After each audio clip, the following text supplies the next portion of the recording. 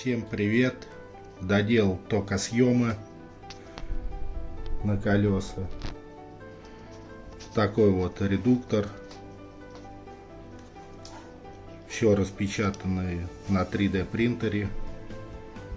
Сам проектировал. Надеюсь, что он будет ездить.